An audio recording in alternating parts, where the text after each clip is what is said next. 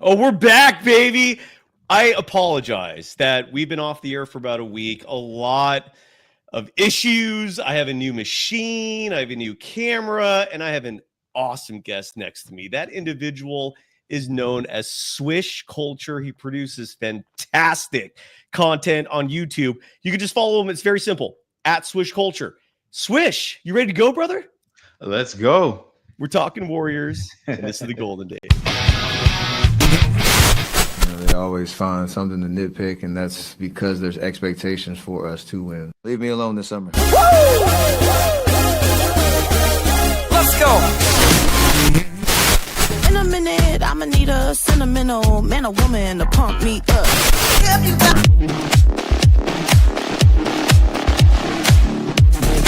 Oh, this is part of the show where I just played nonsense. Part of it is through. The crowd is coming in, or audience. Judas, welcome to the Golden Days. I am one of two hosts for the afternoon, Cyrus Saatsaz. More importantly, though, my guest for this afternoon, Swish Culture, is available not just on YouTube, where he hosts an incredibly popular channel. It's called Swish Culture. It's that simple. He's also on Twitter at Swish Culture YT. The YT, I'm guessing, represents YouTube. Swish, how the hell are you doing? It's been a long time that we've spent planning this, and you're here with me now. I'm elated. Great to see you, sort of, brother. Great to have you. Maybe that's a better way of putting it. How are you doing? I'm doing great, Cyrus. Thank you so much for having me on your show. I know it's been a long time coming. It's been a couple of months of planning, and I'm very excited to be here and to be able to interact and talk with your fans. And I think you have a great platform here. I love what I've seen so far, and thank you so much for having me. Thank you. That means a lot coming from you. And again, we already have audience members. Zach Schmeltz saying follows is subscribed to both of us. You can subscribe again to Swish by just looking up Swish Culture. Golden Days, similar. Days is spelled like dazed and confused. Swish, man, I'm really elated to have you on the show because again, you've been on the YouTube scene for a long time, and just to. And obviously you can do this better than me in terms of describing what your channel encompasses, but you're providing analysis and you're including actual videos of basketball action, more specifically Warriors action, and you're just telling people what's going on the court. Elaborate, please. Add to that. What can people find? Why are people subbing to your channel, man? What do you provide for the audience? Sure. I started this channel a number of years ago, actually, and I had been a Warriors fan before, but I was able to get into contact with a couple other YouTube content creators, and the way I look at the game, the way I watch the game, I typically tend to analyze and try to see what's going on beyond just what just watching it for entertainment purposes. And so I thought, hey, maybe there was a way I could kind of share some of this information with other people out there. And I had been dabbling a bit in video creation, and so with music videos. And so I kind of switched that over to creating content with basketball.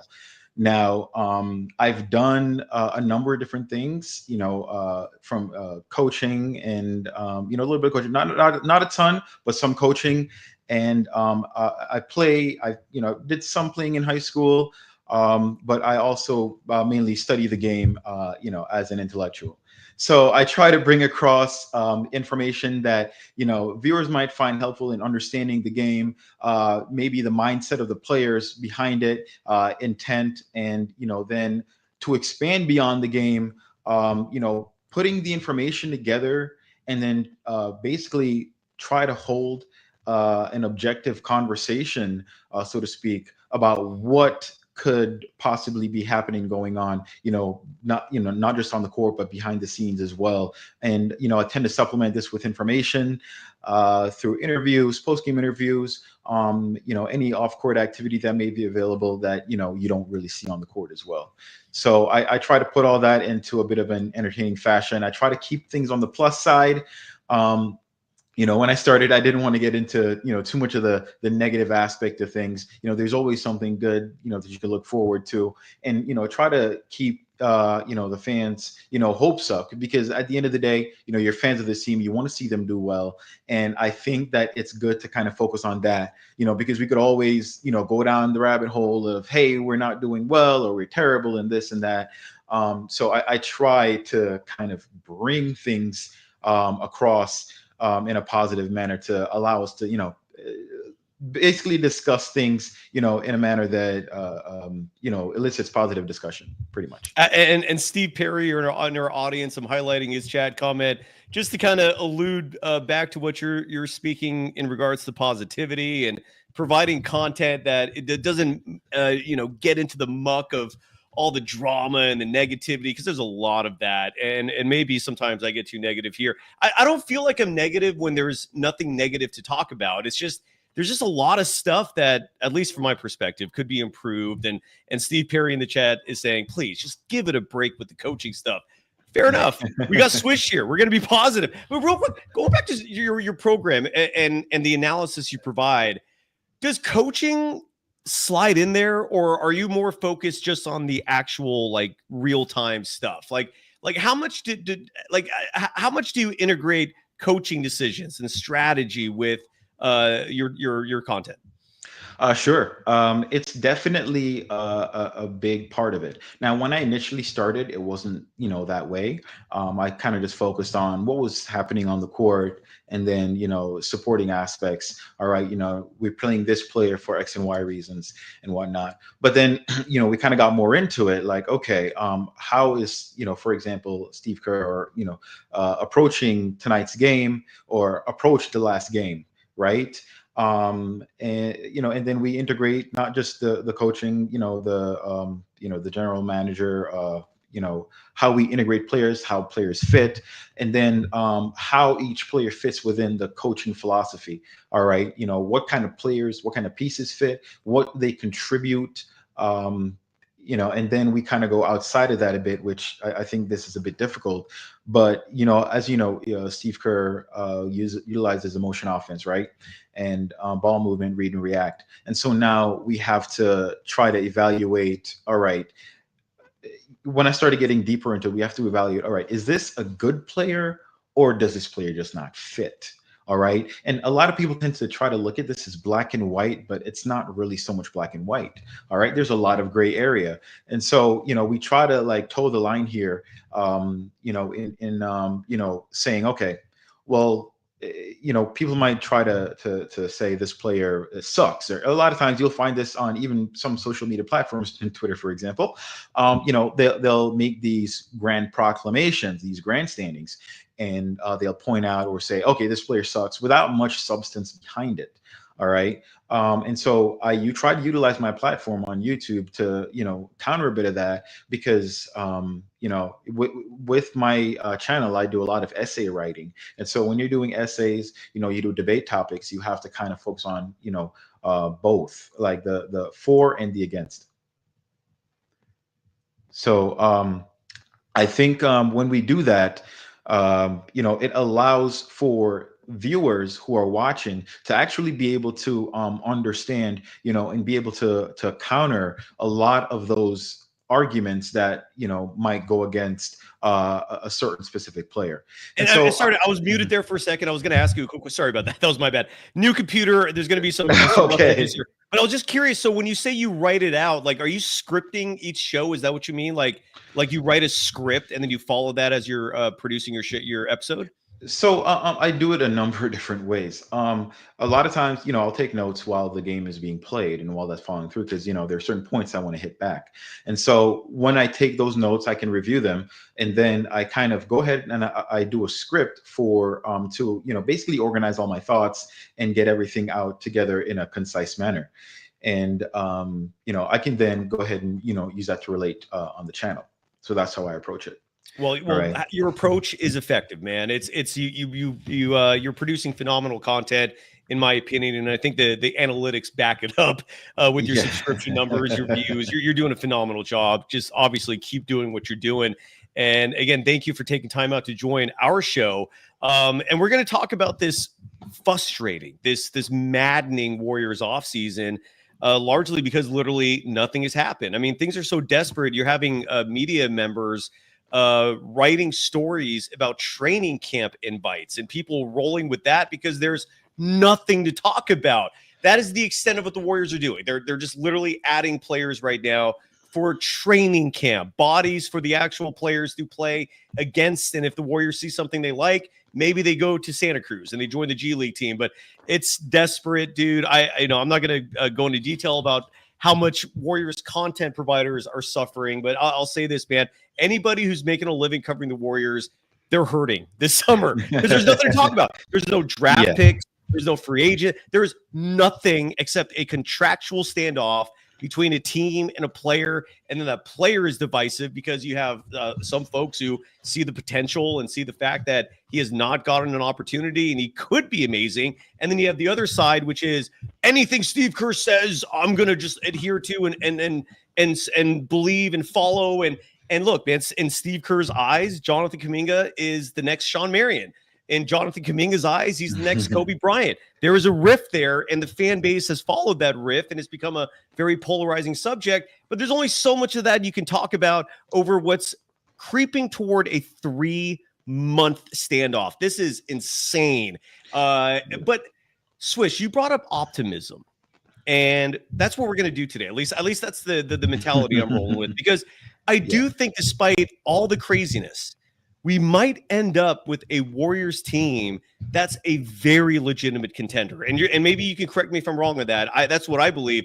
And there's a new player that's reportedly on the radar. We're going to touch on that. But Swish, I'm going to be mostly just picking your brain because people hear me enough and they love to get your insights on this. And we're going to talk about that. Got to give some love to our sponsors first and foremost, though. Let's do that real quick. And Swish, you can roll with me on that because I imagine – decades, a cover band that has been a loyal, incredible sponsor of this program. We can't thank them enough. Yes, they have gotten a discount in terms of advertising rates this summer because of this nonsensical madness, the literal nothingness of the Warriors offseason. But decades has been amazing. And this leads, Swish, to a question that I think I can ask because I know your privacy is important, and I totally do respect that. Hopefully this question is not too inquisitive personally. What is your favorite kind of music, man? What do you roll with? Because decades, they're available for you to book. They're available for you if you want to hire a band for whether it's a wedding, an anniversary, a birthday party, maybe it's like a corporate event, whatever the reason is that you want to hire a live band. Decades is there for you, and this is their full-time job, which I think says a lot. But if you were going to hire them to play music, what's on your request list? I mean, I listen to a lot of different types of music, and this is definitely something. Decades is definitely something I think I could get into. I have not really heard them, but if I'm having an event, I mean, I'd probably go with maybe a birthday event or a huge party, or they look like they command a pretty big crowd as well. A wedding, I'm not sure. Like, what are we talking about here? Well, what songs would you request? So they play everything from the 50s today. So it could be Chuck Berry in the 50s to Katy Perry today. They could play hip hop. They could play country. They cover it all. So what would be on your request list for the actual music? Okay. All right. So a couple of songs. I'd probably have these guys all over the place. I do like a couple of here we go. Listen to this. All right. I would probably take a couple of let's go from maybe early 2000s, maybe early mid 90s. There are a couple of Jamaican bands that I'd probably have them play. I don't know if they could cover some Bob Marley stuff. They can probably go with that. They can. So Buffalo Soldier is one of them. So we could do that. I'd request Buffalo Soldier. I would also switch it up a little bit. Play some Nirvana. I would like to hear some Kurt Cobain. I have not heard I've listened to, their replays and stuff like that, but I would definitely like to hear a cover band cover some of their stuff. Look, you won me over, dude. So Bob Marley, first of all, I mean, I'm not exaggerating. I'm not being hyperbolic saying this. I have never met a human being in my now 47 years who dislikes Bob Marley. Have you? I don't think I have either. Isn't that crazy? And what a sad twist that melanoma of all diseases is what brought him down. So please put your sunscreen on, other folks. It's dangerous stuff. Bravo, you got great taste, and between Bob Marley and Nirvana, that's a hell of a way to go. And you could book Decades by just going to decadesofficial.com. You can follow them on Facebook and Instagram at decadesofficial. You could also email Kyle at atomicmusicgroup.com. Again, Kyle at atomicmusicgroup.com. Mention the program. They'll give you a discount and have an incredible band playing for you. They play all the Niner pregame parties next door to Levi Stadium at Great America. They're called Red Zone Rally. So if you check them out there and you like them, or if you trust my word, give them a call or visit their website, decadesofficial.com. Email Kyle at atomicmusicgroup.com. Book them. Thank me later. And side note, if you do hire them for your personal event, hit me up. Your Uncle Si will happily roll with you there. And our other sponsor that I have to give some love to, and I'm elatedly proud to give them love, is FanDuel. And there isn't much to talk about in terms of lines. Part of me is honestly wondering, Swish, and if this happens, I think it would be a good thing. But part of me is wondering if FanDuel is going to take over Believe. I'm just wildly speculating, but all of these podcast networks like Locked On got bought up by Tegna. That was a company that was once a part of USA Today. Would not surprise me if FanDuel right there is someday the owner of this network. And if that happens, we're going to be elated to be a part of it. One last thing to note on that before we get back into the show here. Mark Haynes, Chris Haynes' brother, he's been on the show a lot. He covers the Sacramento Kings. Him and I, starting the Tuesday after Labor Day, I think that's September 4th, are going to be doing a show every Tuesday night. We don't have a name for it. I don't know if we're going to call it the I-80 crossover, but it's going to be a Kings Warriors NBA, just everything smorgasbord event Tuesday nights. We're at approximately 8:30. We're going to be collaborating, so stay tuned for that. Swish, you're invited to any of these things. That sounds awesome, man. That sounds amazing. I hope it is. So Swish, going back to the program here, Brooklyn Opinion. If you look, we're a business, and if you're dropping a $1.99 to get your voice heard, it's gonna be heard. Saying that the Houston Rockets, they're not gonna max Kevin Durant, meaning I think Kevin Durant this offseason is eligible for a contract extension. He only has 1 year remaining on his current deal. But the Rockets are reportedly hesitant to extend him yet. And this is a dig of the Warriors. The Warriors gave Jimmy Butler $60 million annually over the next 2 seasons. And look, we could talk about that. I don't hate it. I know 60 million is a lot. I know Jimmy Butler turns 36 this year.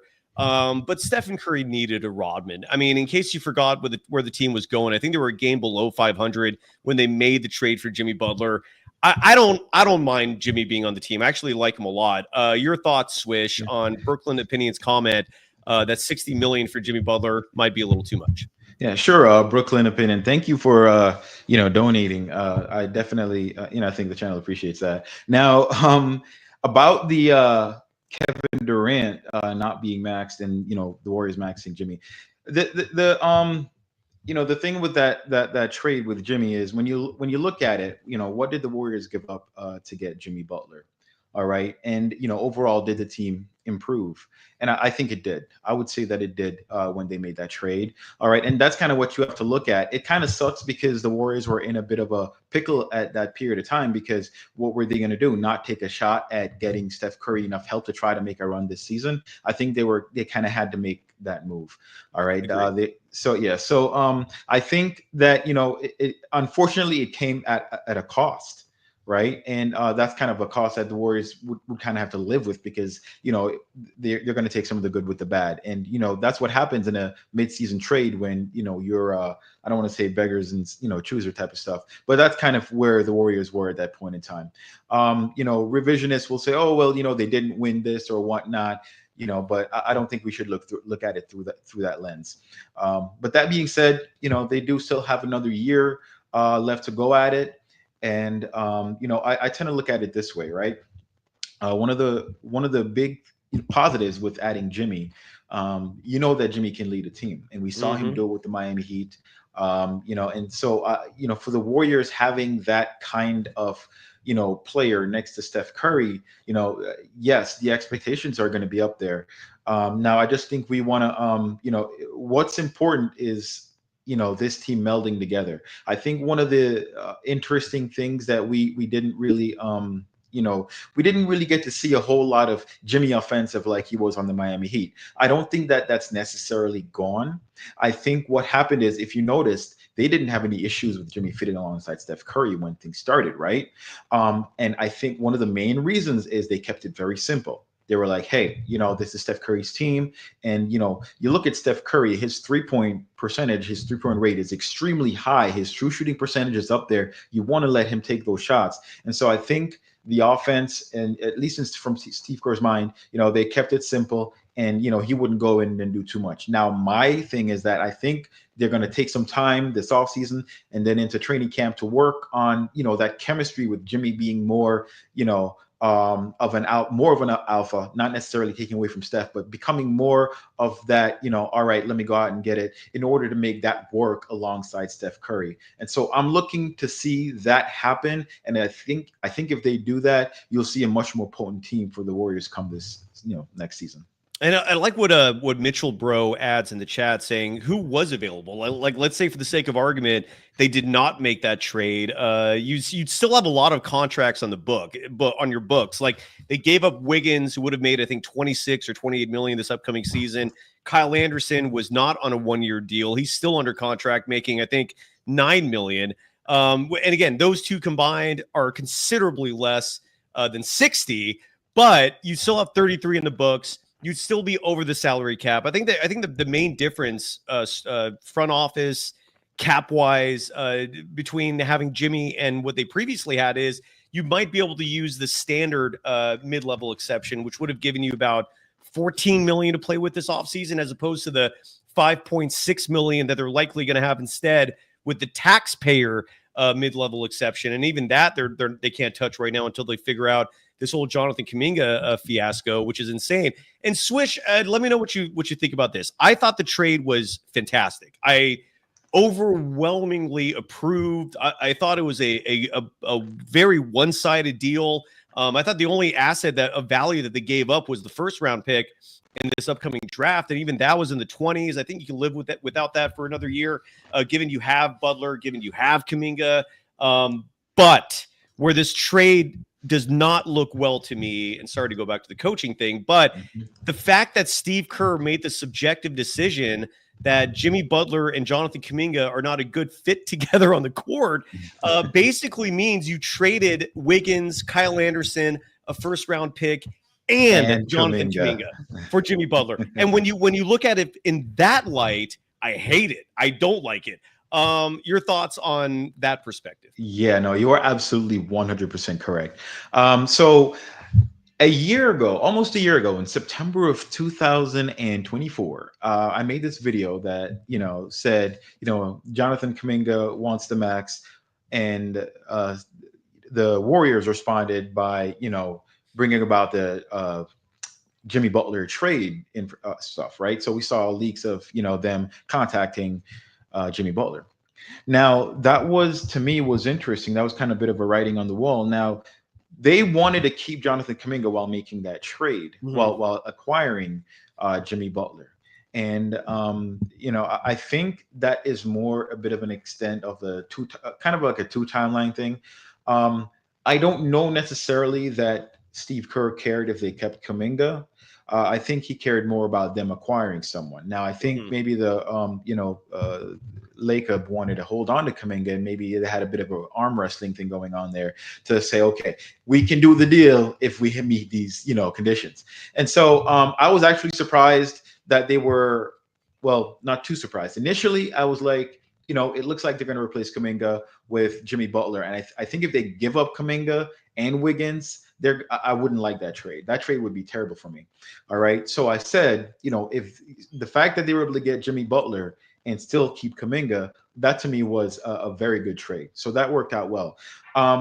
Now, as you said, Steve Kerr not really utilizing Jonathan Kuminga, or basically coming to the conclusion that Kuminga does not fit next to Jimmy Butler, I think, as you said, that makes it as if they traded Jonathan Kuminga as well, which really, it takes away a lot of the punch out of that trade. So I'm expecting and I'm hoping that there'll be a better integration of the two players into the lineup coming into this upcoming season. One of the main points I harped on my videos throughout the entire year was that in order for the Warriors to realize their full potential, Steve Kerr will have to ensure that he integrates Jonathan Kuminga into the Warriors lineup along with Jimmy Butler. If they don't find a way to make all those players work, their 5 best players work together, they're going to have issues. All right. And especially when Jonathan Kuminga adds a whole new dimension to this team that they don't have otherwise. All right. They have a lot of guys who are older. They have a lot of guys who are past first, and they have a lot of guys who, play that type of supportive role. But what you need is, somebody who can provide you with vertical spacing, that can, someone who's athletic, who can guard. And one of the things that they're sorely missing is POA, but it seems as if, Steve Kerr has maybe certain factors that need to be met before he puts Jonathan Kuminga into that position. I personally have not liked what I saw in terms of Kerr's integration of Kuminga into the Warriors' current iteration. And I think, on his end, there's more that needs to be done by Steve Kerr in order to make that work. So as far as that's concerned, I'm looking to see him do that because I try to give Steve as much grace as possible. I said, look, let's looking at the bright side. All right, maybe he didn't have enough runway. Right, I want to give him that because Jonathan Kuminga was injured and the Warriors had gone on that. They were on a downturn until Jimmy comes in and things kept up. I loved what I saw. And then I presumed, or maybe I assumed and assumed too much, that once Jonathan Kuminga returned, that's going to put them over the top. That's what I was waiting to see. Yeah.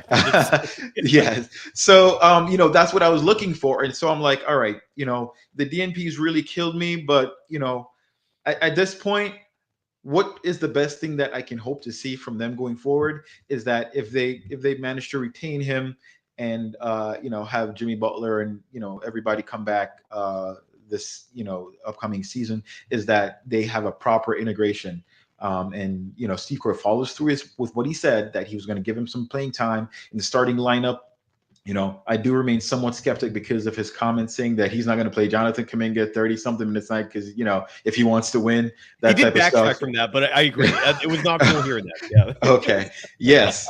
And so the fact that the Warriors haven't made big moves or anything really this offseason is telling me that that's what they're banking on. Yeah. And I think that gives Jonathan Kuminga some bit of leverage in, the discussions they're having, because I think they want to bring him on back this season and kind of like maybe do a go for broke. That's kind of what I'm thinking. And, we'll see how it goes, I guess. Yeah, I hear you on that. And I wanted to play this clip that I wanted to play a week ago. And I have sincerest apologies for us not having a show. V for Valkyries will resume tomorrow. We'll be back on schedule. I have a new machine. It cost me a pretty penny, but I had to do it. So anyways, this clip, it's about a week old, but it's still very relevant. This is Ramona Shelburn. She was on ESPN's NBA Today, and her insights when it comes to reporting on what's going on with the Warriors behind the scenes, I think is exemplary. She's done a fantastic job covering the team, covering the NBA as a whole. The program she produced, side note, an FX show called Clipped. Are you familiar with that show that came out with Ed Harris playing Donald Sterling? I have not. I haven't either. It's on my watch list. It's actually the next show I'm going to watch. She produced it, and I've heard great things about it. FX makes phenomenal programming in general. And she was on ESPN's NBA Today, providing these insights about the Jonathan Kuminga Golden State situation, which is a little insightful, add some context. Let's hear from Ramona Shelburn, and then we'll talk about it. They've had great offers over the years, and they could have had Alex Caruso on their team a couple years ago. If they would have been willing to part with Jonathan Kuminga. The thing that's hard for me, I think is nothing, because I think he's going to be on the Warriors, and the only question is how much are they paying him? I can hear it. solution here, which is that the Warriors give him a year. Okay, it'll be like a 2+1 where he has a little more control over his wrist, a little more guaranteed money. And I do think the Warriors see here him. Again is Ramona Shelburn. And I was talking over her. Here is Ramona Shelburn. Great offers for Kuminga over the years. And they could have had Alex Caruso on their team a couple years ago if they would have been willing to part with Jonathan Kuminga. The thing that's hard for me, I think is nothing, because I think he's going to be on the Warriors. And the only question is, how much are they paying him? I think there's an easy solution here, which is that the Warriors give him an extra year. It'll be like a 2+1 where he has a little more control over his wrist, a little more guaranteed money. And I do think the Warriors see him as somebody who's, if he wants to call it a building block, I don't know if I would call it that, but somebody they want around for a long time, because they have 35-year-olds on their team. And I know the owner, Joe Leob, has told him this, that he loves Jonathan Kuminga. He's the reason that they have never included him in trades, because they see the potential in him. But the question is not whether he's going to be back, but what kind of attitude is he going to have? If it is, he's been spurned and he's got a bad attitude, he's going to sit on the bench, that's not going to help them. But they didn't really use him that much once they traded for Jimmy Butler. It was sort of Jimmy or Kuminga, and they went 23-7 when they traded for Jimmy towards the end of the year. So I think Steph's right. I think they can contend. They've had great. And the Steph part of it, that was a clip that was before this. I do agree as well. I think this upcoming season can be a wildly successful story when all said and done, but that's not what we're talking about here. What was your reaction, Swish, when you just heard that clip right now? So she echoed some of the same sentiments that I had, regarding the 2+1 potential for, a contract for Jonathan Kuminga in order for things to work. She says that he's going to, be on the Warriors. It's just a matter of how much they're going to pay him. All right. The 2+1 gives him more of a guarantee and more, financial kind of safety net. I think that's fair. I do think that's fair. I did not like the 1+1 deal that they had with the team option, guaranteed 1 year. I think for a player like Jonathan Kuminga, especially at his age, I think, to lose his bird rights and stuff like that, I think that would, do a bit of damage, in my opinion. I think, being able to retain control of your future probably means more to him. And I can definitely understand that. And one of the main things, that we've seen is that he doesn't seem to have gotten enough runway to really become and grow into what he could potentially become. That has been my issue. A lot of people tend to, have him written off already, whereas I don't think we've seen enough to say, yeah, he's a bust or this or that. I think there's definitely more to see from what he's capable of doing. And, for someone who's, still just a 22-year-old, it's mind-boggling sometimes when you consider some players haven't even entered the NBA at 22 years old. And here we are, saying a 22-year-old, this is what he's going to be, and that's it for the rest of his career. That's insane to me. And to add to that, as a perfect example, Quinn Post is 25, and I think he turns 26 this year, and he was a rookie a season ago. And there's a lot of players like that. I know Quinn Post it came into the league on the older side, but you're right, man. And Kaminga, when he started playing professional basketball, year one in G League Unite, he was 17. He's still a kid, even though it's crazy. He has kids of his own now, but we're not here to talk about that. Swish, can you make sense of the fact, and I figured out my audio issue, so I heard at least half of what Ramona Shelburn said there, and this is no secret. We all know this. Joe Leob is probably the single reason why Kaminga is still on the team. He loves the kid. Maybe there's other people in the front office that like him too, but if you love the kid, if and again, I'm a firm believer in actions speaking far louder than words. Most people in this world are all talk. Talk is cheap. Actions are what matter. And if you actually value this kid, why are they not offering him a contract that does not make him feel like a pawn? This is verbiage that Kuminga's representation has literally used in describing why he does not like the current 2-year, $45 million offer that's on the table. It's because it's not just a 2-year, $45 million option or offer. The Warriors also want to rescind the no trade clause that would come with that deal automatically. They also want to make year 2 of that deal a team option, not a player option. There's reports coming out that Joe Leob is desperately trying to trade for LeBron James and unite him with Stephen Curry. I think that's what he ultimately wants. He wants like a show at Chase Center, and he wants the two biggest stars in the game to be under one roof. It's a lofty aspiration. I respect the fact that the Warriors have an owner who dreams big, but it's also not lost on me that LeBron is 41, Steph's 37. It's far from any guarantees that if you actually swing for the fences to put those two together, that it's going to result in a championship.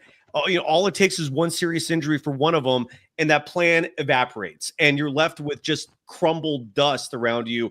It's a mess. It turns into a mess if any of these old stars get hurt. It's a real risk. You can't ignore that when you look at the ages of these players. I don't think there's been a Finals MVP ever over the age of 35, and that was Michael Jordan for good reason. Father time is a very real thing. So my point is, Swish, sorry to ramble here and go off. I could have shortened that little speech there, but if Joe Leob really loves Jonathan Kuminga, why is he not presenting an offer that symbolizes that? Am I making sense? I totally understand your question and your inquiry. So yeah, obviously this is one of the more convoluted issues, and not just within this team, but like throughout the NBA, because I think a lot of teams have made certain, if they felt a certain way about a player, they either move them or they sign them to a favorable deal. Now, I've done a few videos on the negotiation tactics, the re-signing of players, the issue with when Kevon Looney went and signed with the New Orleans Pelicans, when Draymond was thinking he was going to sign with the Memphis Grizzlies back a couple of years ago with his contract, and then I try to put that together, especially with the Klay Thompson contract situation as well. Now, one of my videos, not the last one that I did, we'll get to that. But there's a video that I did about why Steve Kerr wasn't playing Jonathan Kuminga. All right. And, there's some stuff that I kind of went into. I think they want, or Steve Kerr, and I think there's a gap between the front office expectations, not just front office, but Leob as the owner. All right. And then the front, Steve Kerr and Mike Dunleavy Jr. So they're expecting, they want Kuminga to do X. However, Kuminga feels that he's more suitable for Y or Z or doing this, and he's not really given the opportunity to become and do the things that he thinks he's capable of doing.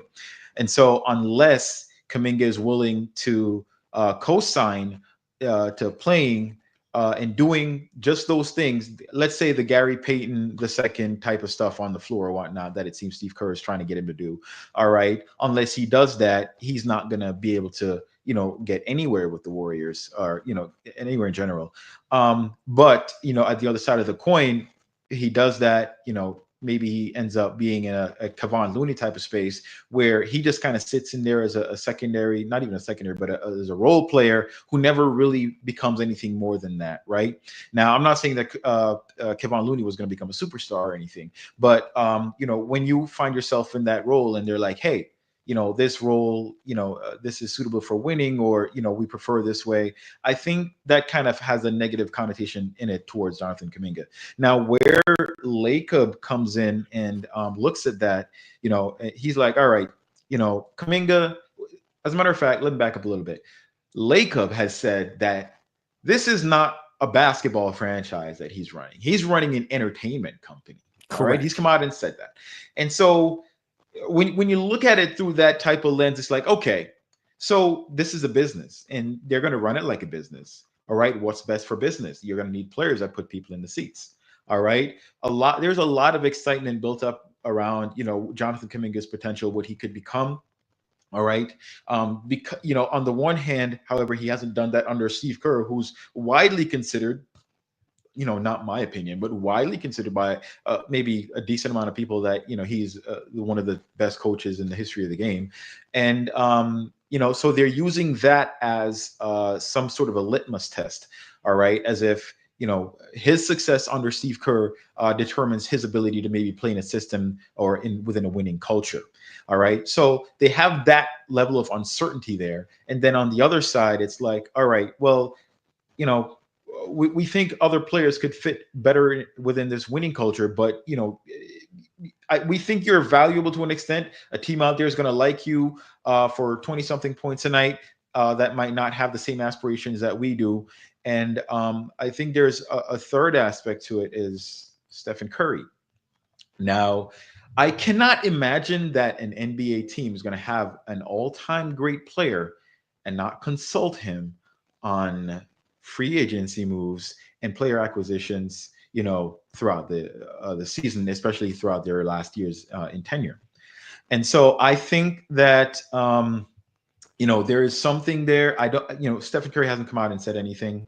All right. And I haven't heard Draymond himself say anything, so to speak. I do know that Draymond was very big on Jonathan Kuminga playing with the Warriors, and I think he envisioned Jonathan Kuminga playing as a 3. However, with Kerr determining that he's going to play JK as a 4, that kind of doesn't really jive well with what they have going on.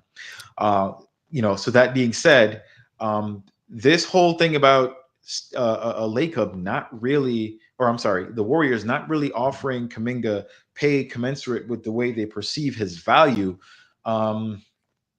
It is very puzzling, but I think it's just very strategic.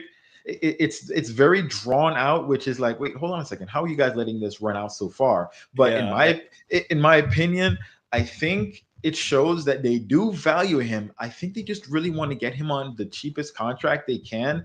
I think they do value him more than any one of those pieces that they could acquire, and Melton, Horford, or any one of those guys that's available. They don't have money to dish out on a big superstar, but if they could get him for a cheap or a little bit, maybe they could stretch things out with Curry, because once they start paying Jonathan Kuminga, I think the ability to pay help, to Steph, that might be, in the past at that juncture. And the last thing is, I think they want to be able to maybe, one of the things that came out is they're really looking into the Giannis situation in Milwaukee. So they want to have him available. If they sign him to too much, they won't be able to really put him alongside, let's say, Jimmy Butler to get Giannis, right? So if they package him as a, hey, look, low cost, low option, he's going to look very valuable as a trade piece to Milwaukee.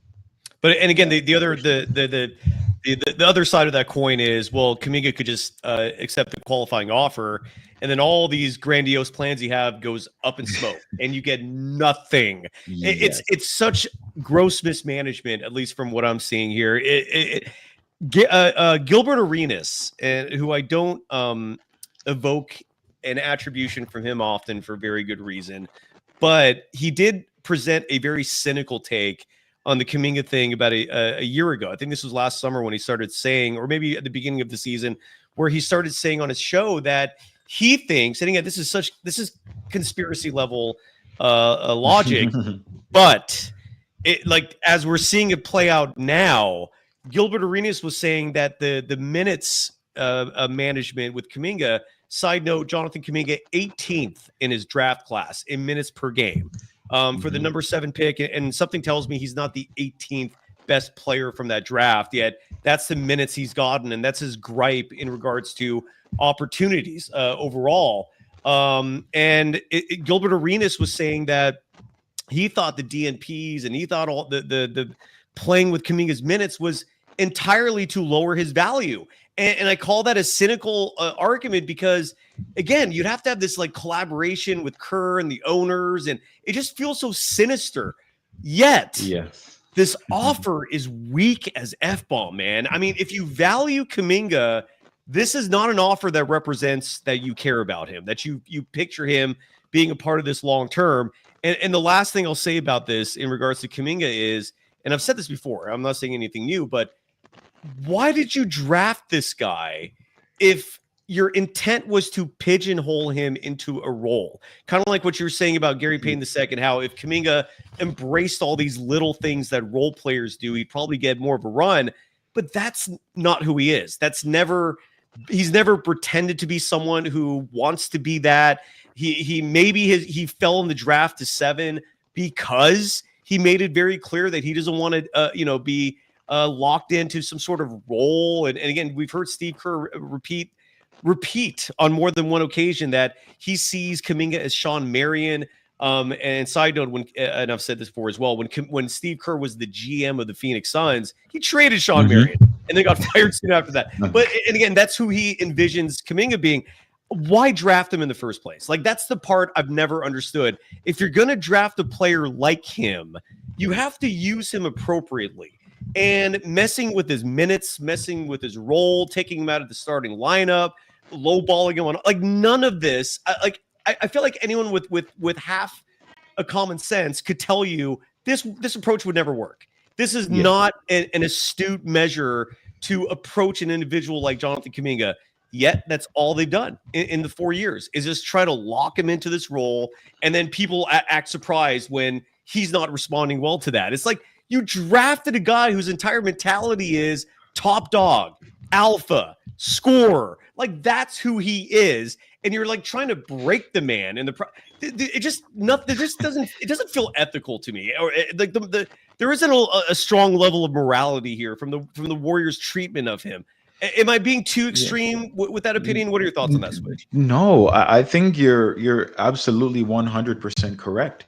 The Warriors do not, to me, seem to be negotiating in good faith, or have treated him in such a fashion throughout his career. Yes, now, you initially brought up the point that he is ranked 18th in the number of minutes played in his draft class. Obviously, Jonathan Kuminga is not the 18th best player, right? Here's the thing. I've seen Jonathan Kuminga play in high school, all right? And he was the system, as one of the comments stated, when he was in high school. Now, a lot of people might dismiss this and say, oh, high school, you don't really play competition and stuff like that. But I watched Jonathan Kuminga play against a team that consisted of Moses Moody, all right, Cade Cunningham, Day'Ron Sharp, Scotty Barnes, all right? Now, all 4 of those players were on the same team. And then there was another player, I forgot his name, but he's a shooter. He's also in the NBA now. 5 NBA players at the high school level. All right. And you want to know what his teammates did? Because they were actually very atrocious. His team was actually one of the best in the league, in the division. All right. But they would give him the ball and get the hell out of the way. All right. That was their best strategy, because those guys that were on his team couldn't compete at the level that he and the rest of these players were competing at. Now, you have to look at it. A lot of people don't realize that high school team was probably the best high school team in the history of high school team basketball. Yes. Okay. So that was a very tough team to go up against, bringing, just yourself. And he went through and did that. Now, while he didn't win, they could not figure out how to stop him. They were double team, triple teaming him, everything. They threw everybody at him. All right. Now, when you go and you say, I'm going to draft this player, all right, you have to have a sit down with your front office, your coach and your top players. Hey, look at this guy. Look and see what he's doing. All right. What is our plan if we do draft this player? Because when you're selecting in the lottery, all right, especially when you're selecting top 10 in the lottery, you have a chance of selecting a franchise player. All right. Stephen Curry was selected at 7th. Minnesota passed over him twice for 2 other point guards by the time we got there. Johnny Flynn and Rubio, right? And Rubio, yes. Which is insane when you think about it. It is. Okay, Flynn and Rubio selected ahead of Stephen Curry. David Kahn, the T-Wolves GM. Kahn! All those articles from that time period that were written about David Kahn, I think Simmons wrote a lot of those. Those are ingrained in my brain forever. God. Like, they're comedy. Insane that they passed them up twice. Yeah. Insane. So, it's crazy to me.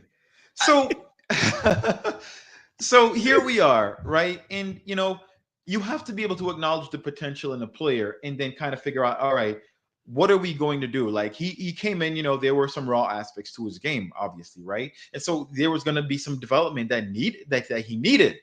All right. And so, to me, it was a bit mind blowing when we heard that recent video where Steve Kerr kind of says, well, when it comes to development, we have some guys that we just kind of kick it off to, and hopefully, they do what they're supposed to do. He just basically said, that's none of my business. I'm not a development coach. He literally came out and said this, and there were people who were saying, Steve Kerr knows best. And it's like, guys, he's human, first off. And two, he just admitted that that's not his forte. All right. Something that you, Cyrus, and I have been saying for a while, and some other folks as well, that is not his forte, and he's not been doing a great job at that. But that's something that the Warriors needed to do and give to Jonathan Kuminga. Now, you want to ask, why would a player like Jonathan Kuminga, who spent 4 years playing under Steve Kerr, who hasn't been given that opportunity to flourish and expand upon what he's shown that he's capable of doing, all right, and given that respect, that development to further his career in his game, why should he sacrifice and just give them exactly what they want at his own expense when he's been doing that for the past 4 years? Okay.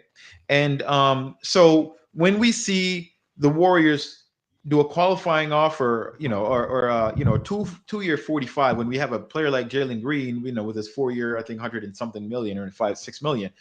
All right. How does Joe Lacob then come out and say, I'd love to have Kaminga here for, however many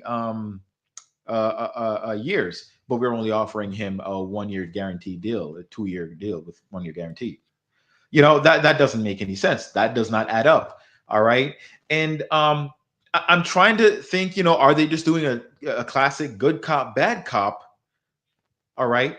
And thank you for posting those numbers. Jalen Green, 100 million. Because I've done shows in the past, Swish, about that. And again, I hope this doesn't sound arrogant, but I repeatedly say this, and I believe it with conviction. This audience is the smartest audience, not including a program like yours. Like, I'm talking like talk shows, right? Like daily type stuff. Like we're, in my opinion, we're by far, in terms of an audience for a show, the highest IQ for reasons like this, because I've been saying for months, and finally other people started picking up on this like the last week or two, that when Jonathan Kuminga is going into these negotiations, what he's looking at for a barometer, for a baseline to compare to, you need that, right? Think of Brock Purdy of the 49ers when he was negotiating his extension, and he's getting paid well over $50 million a year to be QB1 for the 49ers. And when you think to yourself, God damn, that's a lot of money. Where do they come up with that figure? It's because you look at his peers, right? And you use that as a barometer. You use that as a comparison. And when you look at Jonathan Kuminga and what he wants, or at least what his representation is asking for, the same logic applies with Josh Giddey as well, who's also in his own standoff with the Bulls. You look at these figures. Jalen Green, who's earned $146 million guaranteed. I think this is through 2028, but regardless, he's going to go home and have that money guaranteed no matter what. And if he ends up being an absolute bust, he's still going to get that money. Scotty Barnes, who you mentioned played with Kaminga in high school, $257 million guaranteed coming to him. So granted, that cost his GM his job probably, because that was moronic, but that doesn't matter to Jonathan Kuminga. He's looking at that and going, God damn, and you're coming at me with $45 million? Jalen Suggs, $180 million guaranteed. Oh my God. And the last one, Franz Wagner, because he got picked after Kaminga. This one particularly, I think, is a very sore point for the Warriors. When they saw this, they probably were like, God damn you, Orlando. What are you doing to us? You're ruining our lives, because now JK's going to want money like this. $247 million. This is what Kaminga is going into these negotiations with, presenting to the Warriors. Look, you want to talk about fair. This is fair. This is what my peers are making, and you're giving me I'm 18th in minutes per game in my draft class. So you're basically like limiting any opportunities I have to shine, and then you're going to lowball me with offers. I can see why he's pissed off, Swish. I can see it. No, absolutely. I can totally get it. The fact that they are, they're doing this, and the devaluing thing, I think that was intentional, because they were trying to pigeonhole him into that role and say, okay, well, you know what? This is the role that we want you to play. And I think Jonathan Kuminga tries to outplay that role, because he thinks, I deserve more than this. I'm better than this. I can do better than this. And so they don't want, I think in a cynical sense, they did not want him out playing that role because then they'd have to pay him commensurate with that, player in performance. And, I think they were trying to, I think there was a point where they're like, okay, we're playing well. I don't want to say that they're torpedoing their shot at the championship in order to make sure that they can, retain Jonathan Kuminga at a value option. But it almost seems like, they took away from maybe something off of the top. It seemed like by not playing him and then, saying, all right, well, guess what? This is what you did this year. That's the kind of role you're in. We want to pay you for that role. And I think that's where, there's a huge disconnect there because he's thinking, no, that's not me. That's not my role. Exactly. So, and I with that issue, I think it's easy to look at it and it looks like, wow, they're really just trying to, say, okay, we want to pay you for a piece that fits here and does this. And that's as much as you're going to get. And, I think it's unfair to him. And I think anybody who thinks that Jonathan Kuminga should do anything differently, they are lying to themselves because there's no way you're going to go work for an employer who has not been looking out for your interests. And while I'm not saying that, the organization has to specifically cater to you, and, I'm not saying that, even though maybe to an extent they should if you're No, you're right. He's not entitled to shit. You're right. Yeah. He's not entitled to a thing. You're absolutely right. So why then should he then, decide that he's going to give up, everything, his control and, his potential earnings and worth, for that organization. And I think a lot of people are probably like, he should just accept it and, take this and whatnot. But he's going to, he has to bargain in his best interest. And, that's what I'm seeing from him. Absolutely right, man. And again, this is ugly. And again, the Warriors are coming in with 2 years, $45 million, but they want to rescind the no trade clause that Kuminga would get with a deal like that. Again, all the parts of the CBA that benefit Kuminga, and there aren't a lot.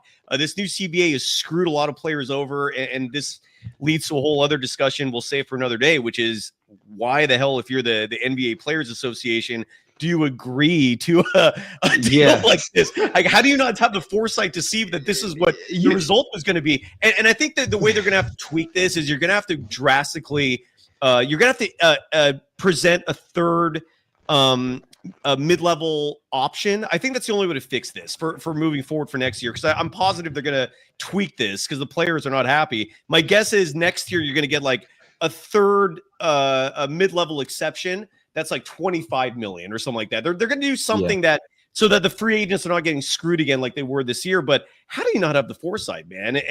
And so we're in a situation now where it's either 2 years, 45, but the Warriors want a team option on that second year. And they want to take out that no trade clause. Or and this is again why I don't understand the hesitancy from the Warriors. I don't know if they just want to run this clock out and maybe they're trying to sweat Kuminga into just acquiescing, although Kaminga seems pretty set on letting this thing drag out. And I think he has leverage in terms of time, because at a certain point, either he's going to accept the qualifying offer or he just holds out.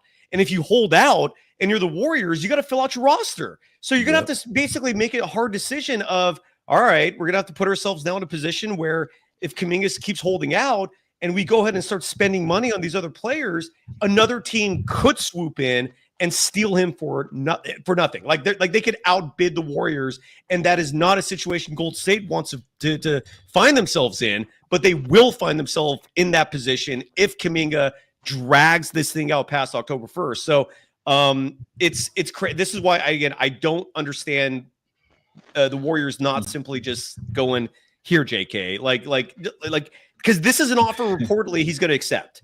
If the Warriors come in with 3 years, $82 million, Kuminga reportedly would accept a deal like that, which is still far below what his peers are making. You'd think this would be a nice compromise, but at least from what we're reading. That's what his camp was suggesting. So that one would be that deal, the 3 year 82 would be structured to allow them to use the taxpayer mid-level exception, because They want to be able to sign. They're obviously not going to stay under the tax. They're going to be paying taxes, right? Oh yeah. Do you pay extra? Actually, I don't know. So the first apron, which is at 188 million, I think. Approximately, yeah. I think it starts at that, and then you start paying at 196. And then the second apron is at 207, if I recall correctly. All right. And so, obviously between, the salary cap at 156, between 156 and 196, I believe that's where you can use your non-taxpayer mid-level exception. And basically the standard mid-level, and sorry if I'm being saying the obvious here, but the mid-level exception caps you at the first apron, which, like you said, I think it's 195, I think. And then if you use the taxpayer mid-level exception, which is the smaller amount, and that's the one the Warriors want to use reportedly on Al Horford, you're now hard capped at 207, the second apron. I don't know what the penalties are. I'm sorry for not doing the research on that. Like, I don't know what the number is where every penny you spend above that, like, you have to pay a penalty on top. Like the Warriors in years past, like there were years where they spent, I think, hundreds of millions of dollars in penalties. And then money's just given to other owners. It's insane. Yeah.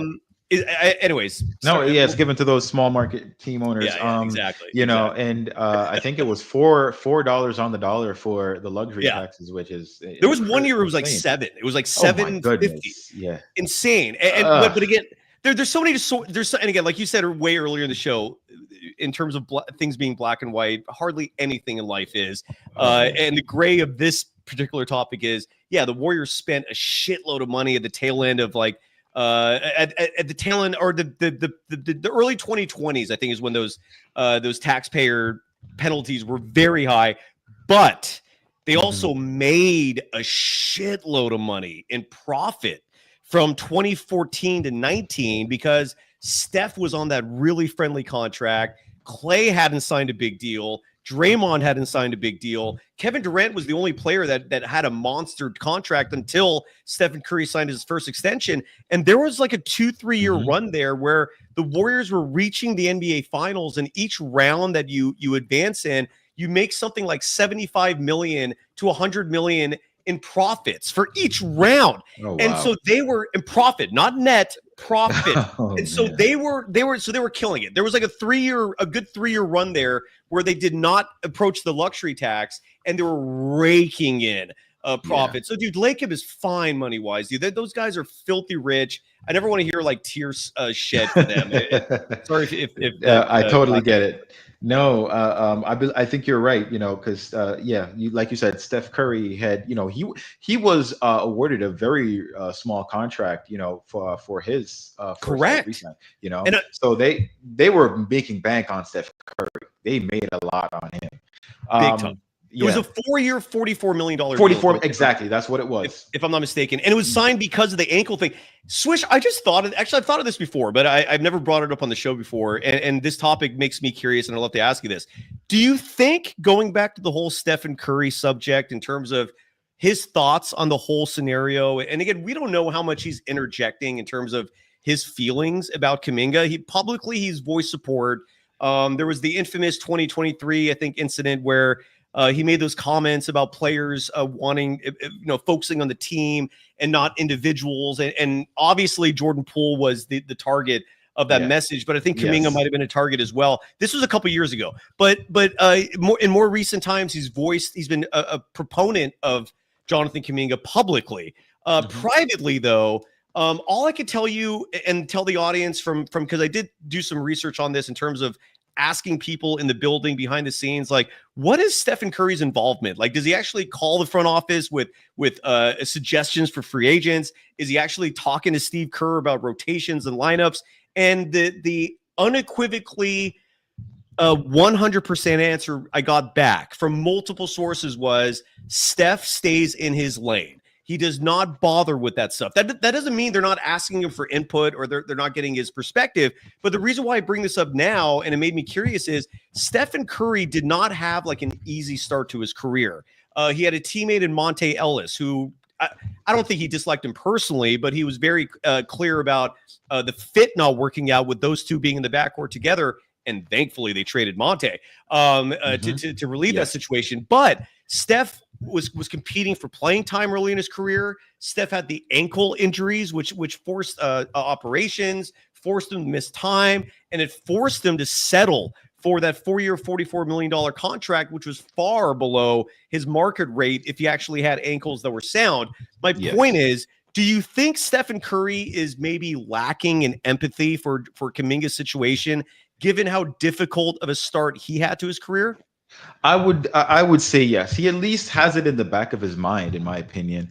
When you look at a star player like Steph Curry, while I don't think he's out there, making the calls and saying, "Hey, we should get this guy" or whatnot. I think though they consult with him and say, "Hey, all right, we want to put this guy next to you."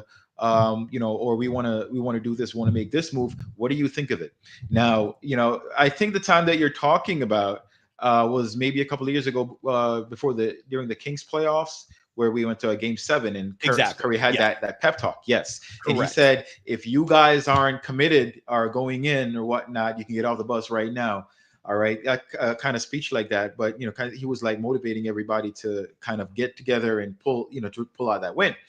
Now, I think it was definitely a bit with Jordan Poole.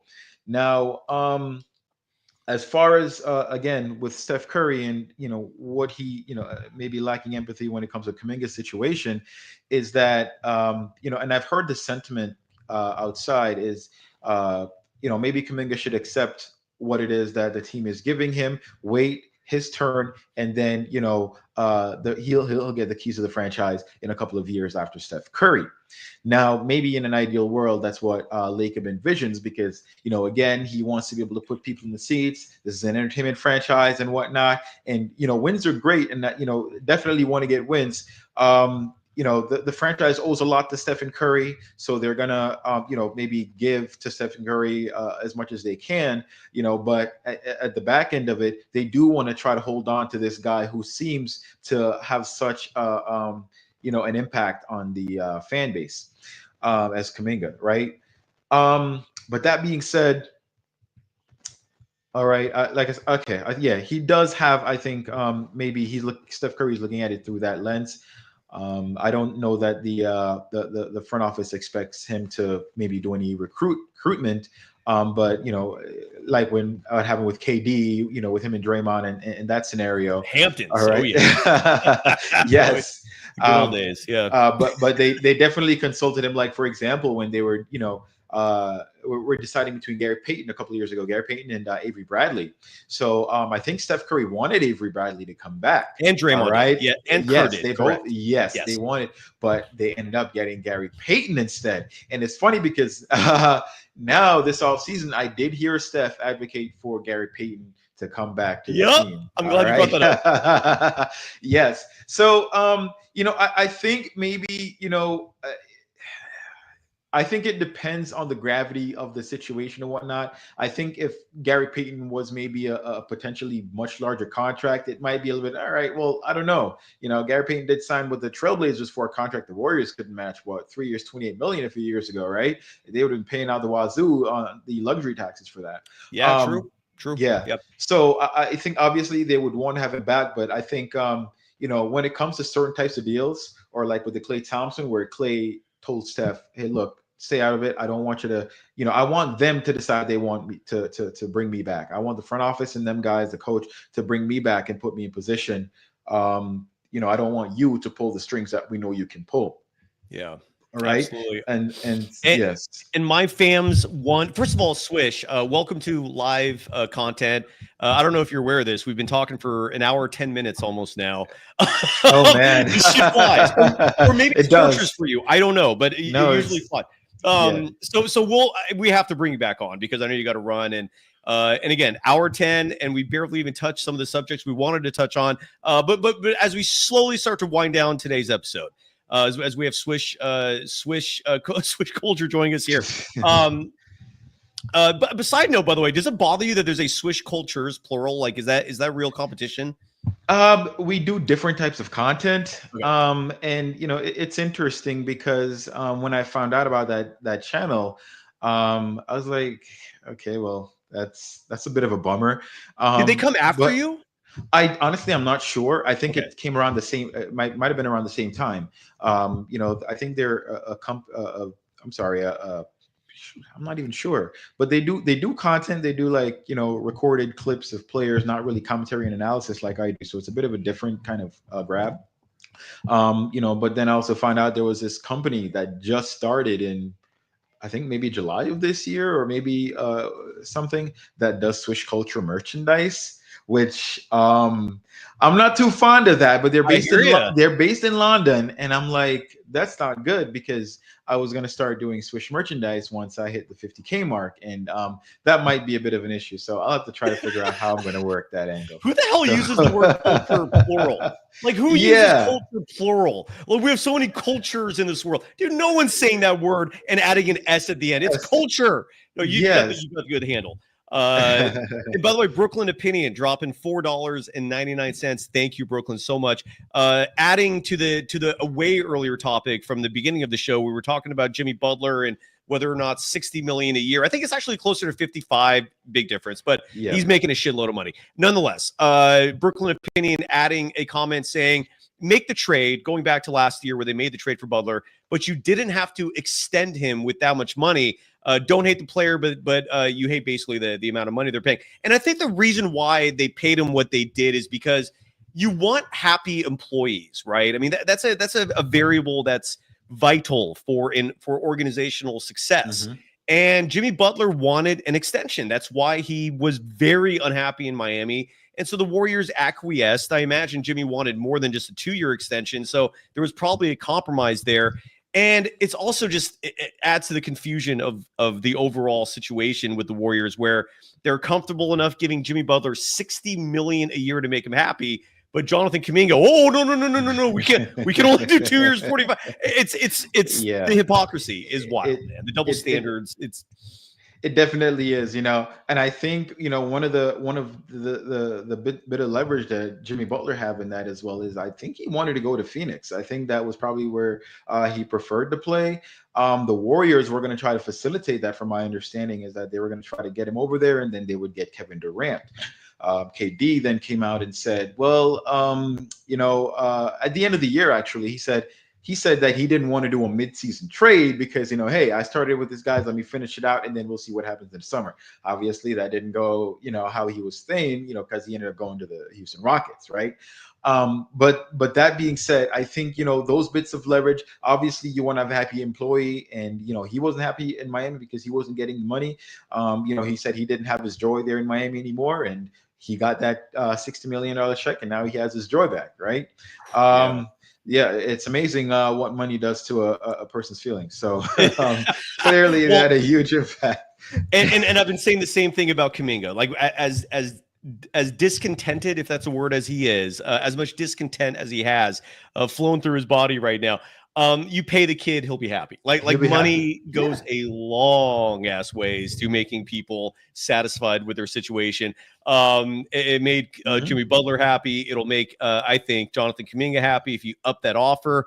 I want to finish on an optimistic note, because despite all this chaos with the Warriors offseason, and it's weird using that word chaos given nothing's happening, but the nothingness is because of the chaos. They go hand in hand.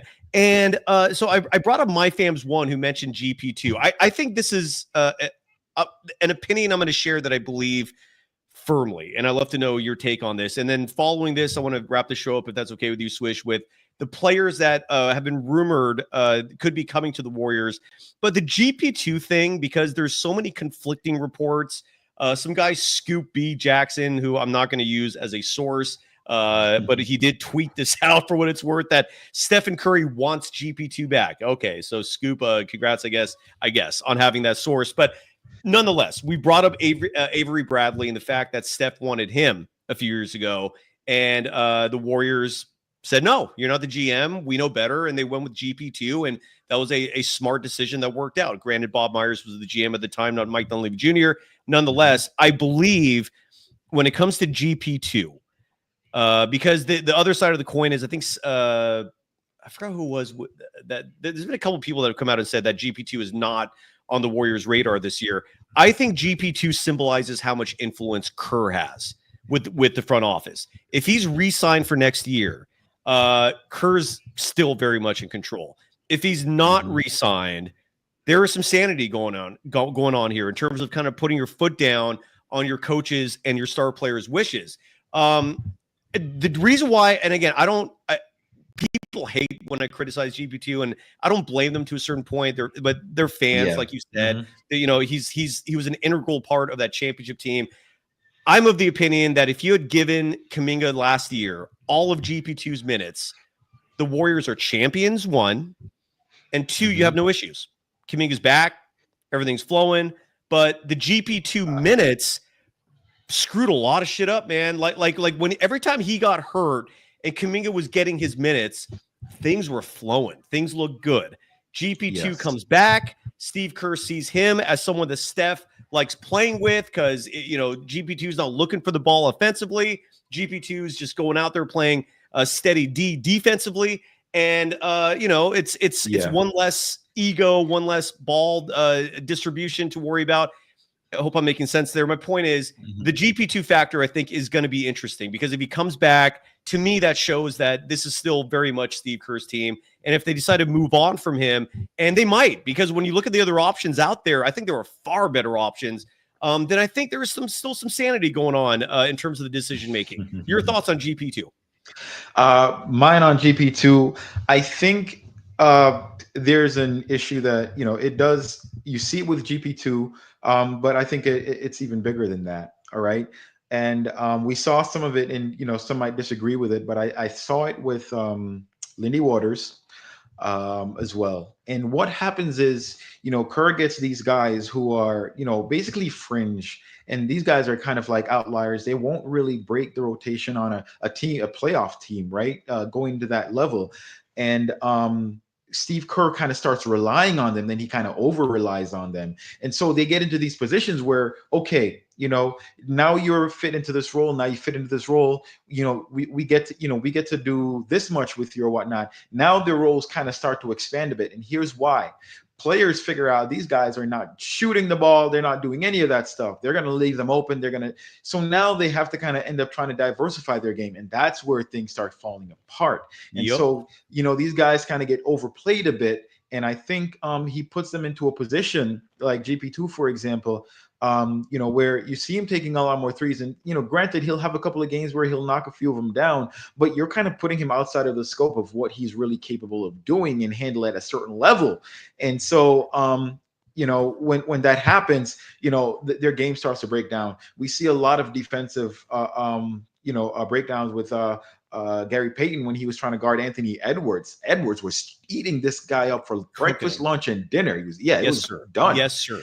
And, you know, they had to put Jonathan Kuminga on him. And what is one of the insane things to me is like people will post, oh, you know, look, you know, at his shooting percentage when up against Kuminga. Yeah, but how many shots was he allowed to actually take? How many times did he end up losing the ball or having to give it up to somebody else? And people don't really see those parts of the game. They just go based on the statistics because they're not really watching the games. And so, you know, this GP2 thing, you know, I think, you know, he's a vibes kind of guy, and, you know, he's great coming in here for a couple of minutes. Make him a coach. Make him a coach. If you want to keep around, make him an assistant coach. Yes. So he gets in there on the floor, and they're giving him too much. And I think it's too much for him to handle. And I think that's where his game starts breaking down. And we'll leave on this note, Swish. There's a lot of names floated out there. And it is funny how you have these people with sources that tell you, oh, the Warriors might be interested in this guy. Oh, they might be interested in this guy. Why can't your source reveal that there's a handshake deal? Why can't your source reveal that the Warriors are actually going to sign this guy once the Kuminga thing's over? It's because most of you don't have sources. You're just full of shit. But with all that said, reportedly, the list of names that the Warriors are interested in from all these rumor mongers, Al Horford is supposedly going to get the taxpayer mid-level exception of $5.6 million. I love it if he can stay healthy. Him being 39 sketches me out a little bit, but he is prototypically exactly what the Warriors need. So if that works out, chef's kiss. I love the fact that DeAnthony Melton is likely coming back. Love that. I love the fact that Seth Curry might be coming back. I've been wanting him back in a Warriors uniform for years. There's some speculation of the guy. I'm drawing a blank on his name. He played for the Blazers, the Celtics, former sixth man of the year, Malcolm Brogdon. Malcolm Brogdon has been linked to the Warriors. I would not hate that side note. He is a fantastic basketball player. He's just old. But if you add him with all these other names, I'm not worried about him as a backup point guard. And then you have Cody Martin mentioned recently. I don't know what the appeal is there, to be honest. I know he's 6'5", but he's not a great three-point shooter. Maybe Swish, you know more about him than I do. I don't know much about Cody Martin, to be honest. My point is, those names are all linked with the Warriors.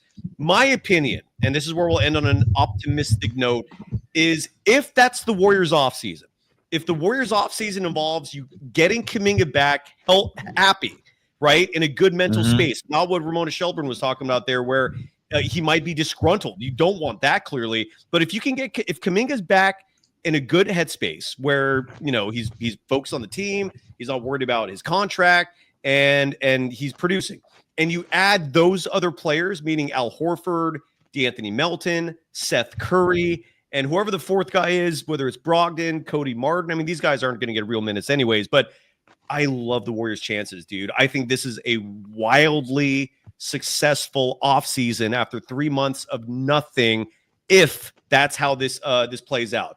I love it. I think the Warriors are set for a serious run if that's the team they bring back next year. Your thoughts? Yeah, I totally agree with that. I think if they're able to get all these players that, most of them, I think they would be ready to compete. Now, you mentioned those names you mentioned. I did see some recent, articles about them. Cody Martin. Now, his twin brother Caleb Martin played for the Miami Heat, and he was a huge factor. I didn't know they were twins. Okay, so, all right. Yeah, so Cody and Caleb, they both played for the Hornets for a number of years, and then Caleb was, pounced on by the Heat, and he was big for Miami. Like, he was huge. And so he actually, him and his brother, they play very similar roles. They're both guys that, play off the ball, hustling, good defenders, very, high energy defenders, and they can, hit the catch and shoot three as well. Not a, high clip, but, serviceable. But that being said, that's where the interest would be with him.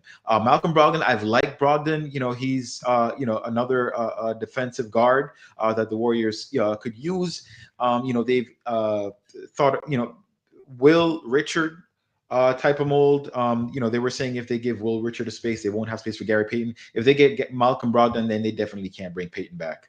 So, so yeah, if they have those two, I don't think they'll have any minutes for Gary Payton. And Brogdon's role is obviously distinct as that of a guard, where I think that would leave space for Jonathan Kuminga. Now, the other players that you mentioned, Melton, potentially a veterans minimum. Those are the rumors I'm seeing. I don't really take, I haven't reported on any of these things, because I don't really, I'm not going to try to bring this stuff here and the next thing it was all BS. I'm not doing that. All right. Have people all, I've had people asking about it in the comments of my videos. Hey, when are you going to do the video about Al Horford, who got signed? And, I'm like, when he signs, I'll make the video. Right. So there's all of that, but I'm waiting for that to happen. I'm waiting for things to come through. And I think my last thought on that is, if these deals were kind of already done, it should have been easy to just re-sign Kaminga and put all these guys on the roster then, if that's what the case is. So I think there's still some stuff that's going on that need to be worked out. I think maybe players are waiting to see, are they going to put together do something competent before they decide and fully commit. As you probably are aware, it's been tough for the Warriors to attract top free agent talent, over the past couple of years and whatnot. And, I think this is basically like the, I don't want to say end of an era, but kind of like, okay, everything is all coming together now here at the close to the tail end. How is everything going to play out as it finishes? And then what happens following that? And I think that's where the Warriors kind of are right now. They want to give it a huge push through to the finish line. And, if they can get all these guys, I do think they have a solid shot of, winning a championship. What is Jordy Beans talking about here, saying your most recent video? I did not watch it. Did you say something edgy, controversial? Oh, man. So this was kind of like my first foray into this type of topic on my channel. But what was interesting, I found a lot of very interesting things out doing the research for that video. Very eye-opening stuff. And some of it can be very edgy. I think some people could probably get very offended by it. But here's one of the things. Let's just put it this way. I have a better understanding of why, and I don't have any hate for Brandon Pajemski. I think he's a fine player. I think, as long as he continues getting development and he gets his, confidence, he'll be a fine player in the rotation. I think I understand why more. I think I now more so understand why he gets as much playing time as he does with Steve Kerr. I understand, some of Steve Kerr's motives. I also understand a lot of other stuff that's going on in the league, and not just with that local situation with the Warriors, but in general. And there's also some stuff outside of that, outside of the scope of the Warriors. Like you said, there has been a whole ton of motion with Warriors stuff. So I have been delving a bit more into general NBA stuff, and there's a lot of things that have been happening within the league that kind of, fleshes out some of the things that we've discussed on a higher level. So that's what that's about. And again, you've been achieving success with your channel for very good reason. And I'm elated you took time out to join us today. I hope you come back soon, man. I hope this was a fun experience for you because your insights are awesome, dude. Again, Swish Culture. Not plural, singular. Swish Culture on YouTube. You make amazing videos analyzing the Golden State Warriors. Definitely check it out. Subscribe. You're also on YouTube. On Twitter at Swish Culture YT. The YT representing YouTube. And I can't thank you enough, man. Thank you so much. I hope I didn't get you in trouble going this late. Not a problem, man. Thank you so much for having me. I really appreciate it. Before I close out, no, just check out my latest video and comment on it. Let me know what you guys think. I plan on following up with something probably even more interesting than that. So if you want to see what comes next, check that video out and then post your thoughts and we'll get you that next video. I love it. And tomorrow we're gonna have V for Valkyrie, Sophia Jones, color analyst for the Golden State Valkyries. Will be joining us a week from Tuesday. I think that's the day. Mark Haynes will be joining me every Tuesday night. I think because, and Swish, I don't know if you've been experiencing the same challenge with this offseason. I think I'm going to start doing post-game shows following Valkyries games. I think that's going to start. I'm going to start doing that just to have a time and place where people can come here. And if there's anything to talk about with the Warriors as well, great. But at a bare minimum, we can spend 20, 30 minutes recapping the Valkyries because the postseason is just around the corner and they are an entertaining brand of basketball. Regardless, stay tuned and please subscribe to Swish Culture on YouTube. He makes incredible content. You're approaching 50,000 subscribers, brother. I'm happy for you. Congratulations, man. Awesome. And thanks for coming on with us today, dude. Thank you, brother. Thank you, Cyrus. I appreciate it. Thanks for having me. We'll be back soon, everybody. Thanks, everybody. Bye-bye.